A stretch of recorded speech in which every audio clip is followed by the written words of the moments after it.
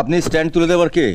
ওই জায়গাটা কি আপনার কেনা জায়গা? ওই তুই কে? পারমিশন না নিয়ে আমার চেম্বারে ঢুকে পড়লি কেন? আমি ওই অটোওয়ালা রতন, যাকে তুলে আনার জন্য আপনি পুলিশ পাঠিয়েছিলেন। ও, তুই সেই হারামি অটোওয়ালা? স্যার, আমি কিন্তু ভদ্রলোকের ছেলে। চুরি জোচ্চুরি তোলাবাজি না করে পেটের দায়ে অটোরিকশা চালাই। আমার সঙ্গে খিস্তি দিয়ে কথা বললে আমিও কিন্তু খিস্তি দিয়ে কথা বলবো।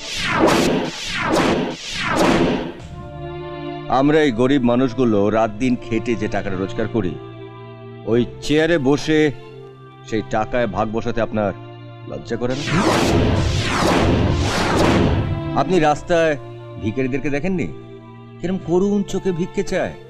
আপনিও আজ থেকে করুণ চোখে ভিক্ষে চাইবেন। গলা চড়িয়ে ভিক্ষে চাইলে কেউ কি ভিক্ষে দেয়? এই, মুখ সামলে কথা বল, নইলে ঘাড় ধরে লকাপে ঢুকিয়ে দেবো। এমন কোনো মায়ের লাল জন্মায়নি যে আমার এই ঘাড় ধরতে পারে। এবারে বলুন যে কেন আমাকে লকআপে ঢোকাতে চাইছেন? যদি মনে করি যে আমি সত্যি কোনো অন্যায় করেছি, তাহলে আমি নিজেই লকআপে ঢুকে যাব।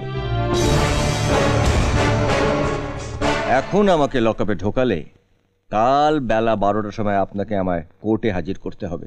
আর কোর্টে কাঠগোড়ায় দাঁড়িয়ে আমি চিৎকার করে বলবো, ধর্মাবতার, ঈশ্বরের বাচ্চা পুলিশ অফিসার আমার কাছে ঘুষ চেয়েছিল, আর আমি ঘুষ দিইনি বলে আমাকে লকআপে পুরে দিয়েছে। তোর সাহস তো কম নয়, তুই এই থানার মধ্যে দাঁড়িয়ে আমাকে শুয়োরের বাচ্চা বলছিস? হ্যাঁ, থানায় দাঁড়িয়ে কোথায় বলছি?